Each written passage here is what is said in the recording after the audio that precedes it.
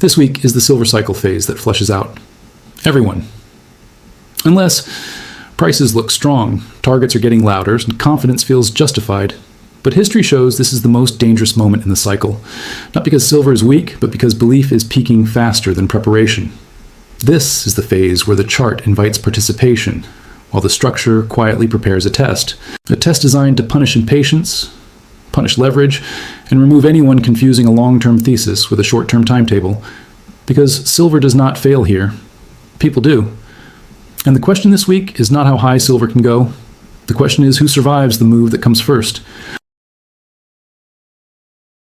Welcome to Boring Currency Reports. Before moving ahead, if you've lived long enough to know that markets repeat themselves, if you've seen excitement replace discipline more than once, then do something simple and steady the way experienced people do. Subscribe. Not because it's fashionable, but because following consistent work matters more than chasing noise.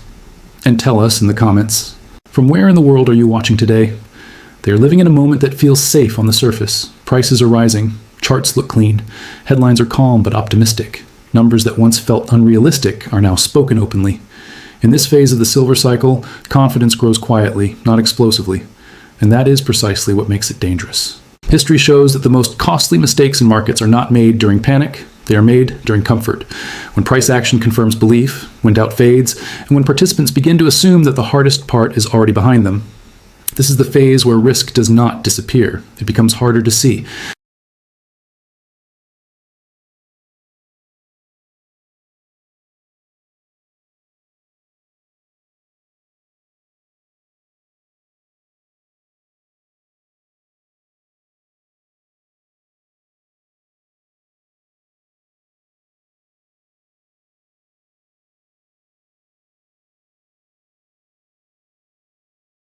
Silver has always behaved differently from larger, deeper markets. It is smaller, thinner, and more sensitive to flows. Small shifts in capital can move it quickly. That sensitivity creates opportunity, but it also creates instability.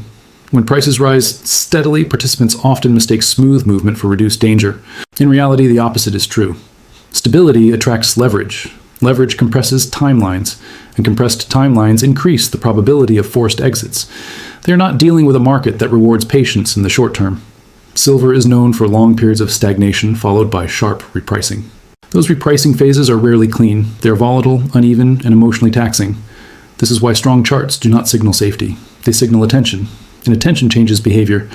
As prices move higher, a subtle shift occurs.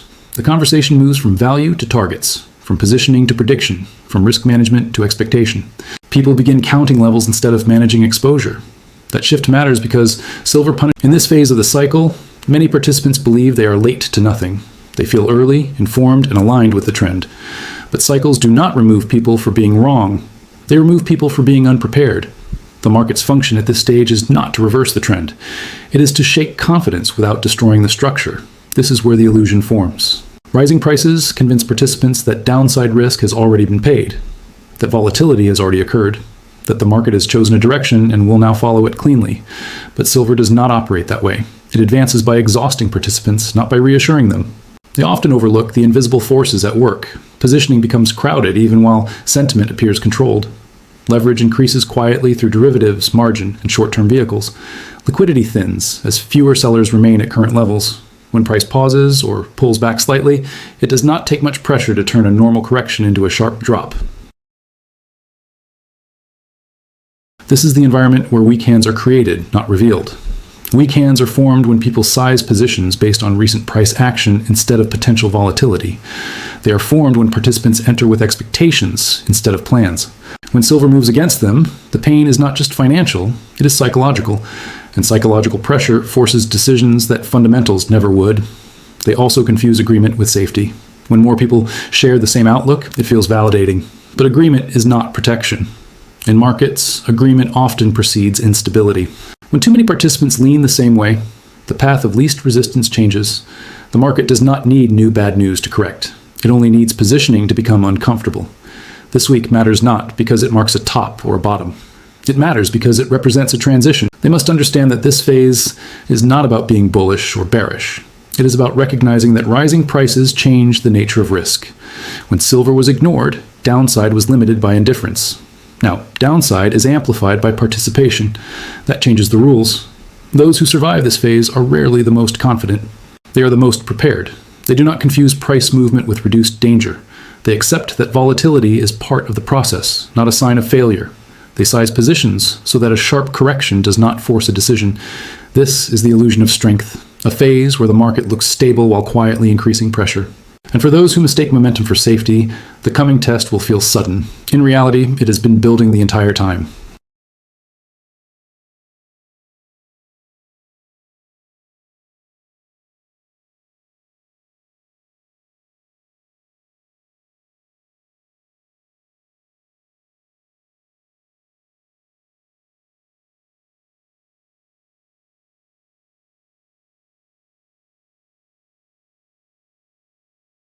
They often believe that markets move randomly, that sharp drops appear without warning, that sudden losses are accidents caused by bad news or external shocks. But experienced observers know something different. Markets are structured systems. And when a market flushes participants out, it usually does so with intent, not chaos. A flush is not a crash. It is not designed to end a trend. It is designed to reset behavior. In silver, this mechanism appears more frequently and more violently because the market is small and emotionally reactive. When participation rises faster than structure can support, pressure builds. The release of that pressure is the flush. It begins quietly. Price slows, momentum weakens slightly. Nothing looks broken. But underneath the surface, positioning has changed. Too many participants are leaning in the same direction with the same expectations. Many of them are using leverage, even if they do not label it that way. Short-term instruments, margin accounts, options, and emotional overcommitment all act like leverage. Leverage shortens patience. It forces time constraints on positions that require time to work. When price moves against these positions, even briefly, the response is not analysis, it is reaction. Silver's volatility plays a central role here. It does not move in smooth lines. It jumps, stalls, and reverses quickly. When price drops fast, it triggers stop losses. Stop losses create more selling. That selling pushes price further down, triggering more exits. The process feeds on itself. This is not panic, it is mechanics. They often assume that flushes happen because something went wrong with the thesis. In reality, flushes happen because too many people entered the trade without accounting for volatility. The thesis can remain intact, while the price action becomes hostile. That distinction matters, but many fail to see it in real time. The market does not care why someone bought. It only responds to order flow. When selling accelerates, the price must move to find buyers. And buyers rarely step in aggressively when momentum is falling. They wait. That waiting creates air pockets where price can drop much further than expected in a short period. This is why silver flushes feel personal. Participants feel. The flush also exposes a common mistake. People confuse conviction with exposure. Conviction is a belief. Exposure is a risk. High conviction does not protect against oversized exposure. In fact, it often encourages it. When price drops, conviction alone cannot prevent forced selling. Another overlooked factor is liquidity. In rising markets, liquidity feels abundant, orders are filled easily, price responds quickly. But during a flush, liquidity disappears. Buyers step back, spreads widen, price gaps. Participants who assumed they could exit smoothly discover that the door is much smaller than expected. This is where narratives fail. Stories about long-term value offer no comfort when margin calls arrive. Charts showing past recoveries do not stop liquidation. The market enforces discipline without explanation. Those who survive flushes share common traits. They entered with position sizes that assumed volatility, not stability. They expected drawdowns, not straight lines. They planned responses in advance instead of negotiating emotionally with each price move. The flush does not ask who is right. It asks who is prepared. It removes those who treated silver like a short-term trade while believing it was a long-term hold. Importantly, flushes are temporary. Their purpose is not destruction, it is cleansing. Once leverage is reduced, expectations reset, and weak hands exit, the market regains balance. Only then can the trend resume with healthier structure. They must understand this clearly. The flush is not a signal to abandon discipline. It is a signal that discipline is being tested. And those who recognize the mechanics early do not panic when volatility arrives. They recognize it as part of the process, not the end of it. This is how markets remove the unprepared. Quietly at first, then suddenly, and always without apology.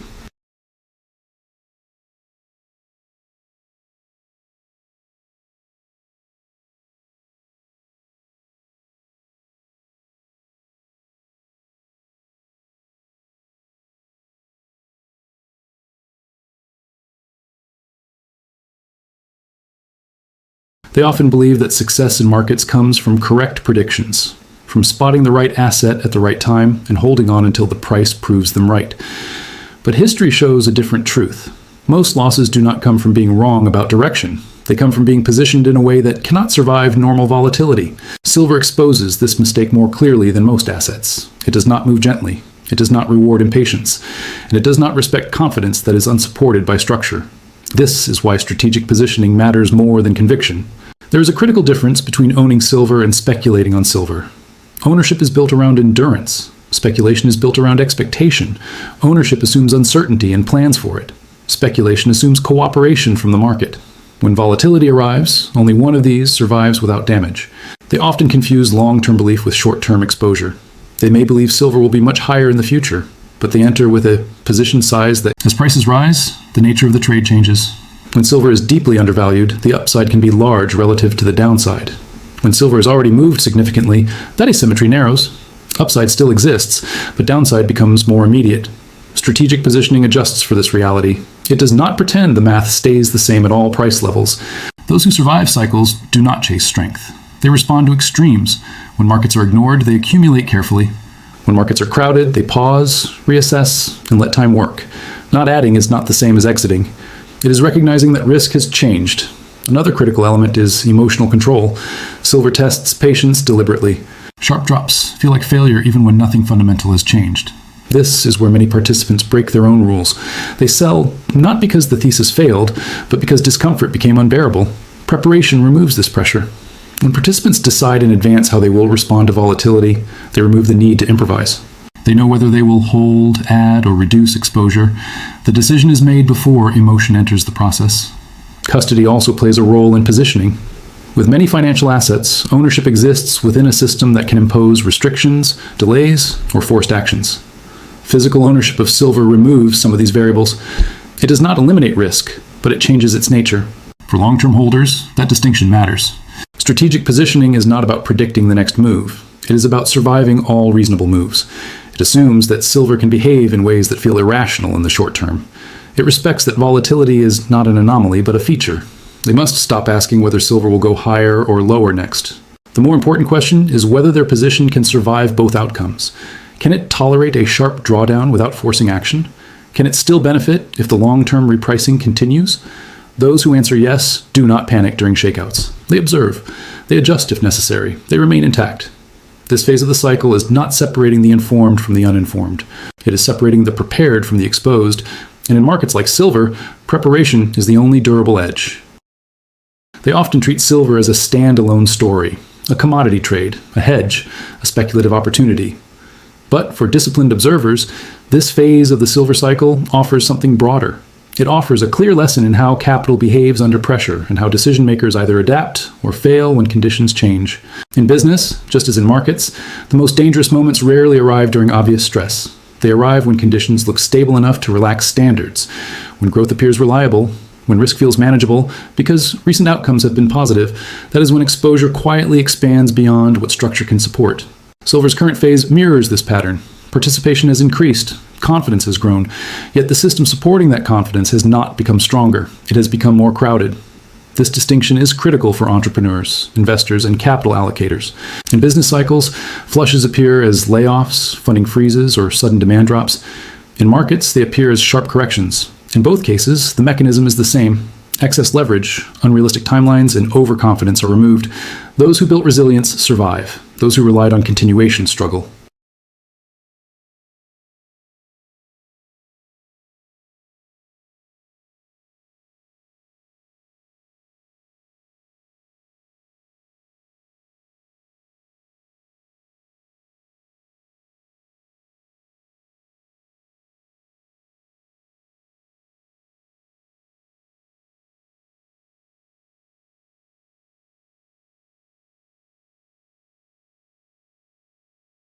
They must understand that volatility is not a flaw in the system.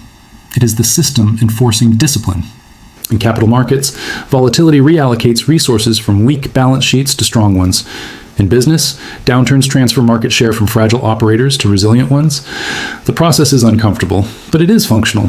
Silver teaches this lesson clearly because it is unforgiving. It does not offer long grace periods for poor positioning. When conditions shift, it forces rapid feedback. Businesses experience the same effect when liquidity tightens. Credit becomes selective. Customers become cautious. Costs rise faster than revenue. Those without margin for error are exposed quickly. Another important parallel is narrative risk. During strong phases, narratives become dominant. In silver, the narrative may focus on scarcity, demand, or repricing. In business, it may focus on growth, disruption, or market dominance. Narratives attract capital, but they also attract complacency. When too many actors rely on the same story, the system becomes fragile. Capital allocators who survive cycles focus less on stories and more on structure. They ask whether cash flow can endure stress, whether balance sheets can tolerate shocks, whether timelines are realistic.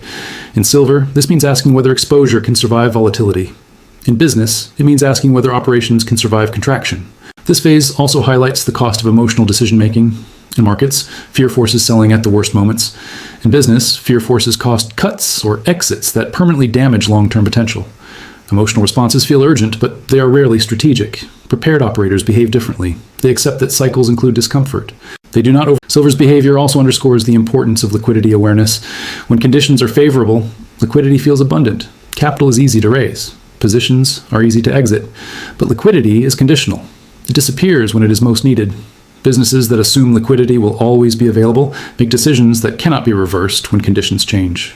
The lesson here is not to avoid opportunity. It is to size opportunity correctly. In silver, that means exposure that does not depend on constant price appreciation. In business, it means growth plans that do not depend on uninterrupted funding or demand. They must also recognize that success creates new risks. As silver rises, attention increases. As businesses grow, complexity increases. Systems that worked at smaller scale may fail under larger loads. Risk management must evolve with success. Static strategies fail in dynamic environments. This phase of the cycle is a test of process, not intelligence, not optimism.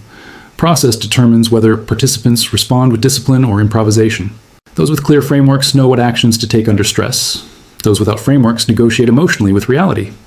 The final lesson is patience, not passive waiting, but strategic patience. The ability to endure periods where progress stalls or reverses without abandoning long-term objectives. In silver, patience allows holders to survive shakeouts. In business, patience allows operators to outlast competitors who overextended. They should view this phase not as a warning to exit, but as a reminder to reassess, to check assumptions, to reduce fragility, to ensure that exposure, whether in markets or enterprises, is aligned with reality rather than expectation. Silver will continue to move. Prices will rise and fall. That is not the central issue. The central issue is whether those involved have built positions, businesses, and strategies that can survive the movement. In every cycle, the winners are not those who predict perfectly. They are those who remain standing when conditions change. This phase is asking the same question of everyone watching. Are they positioned to survive, or merely hoping to be right?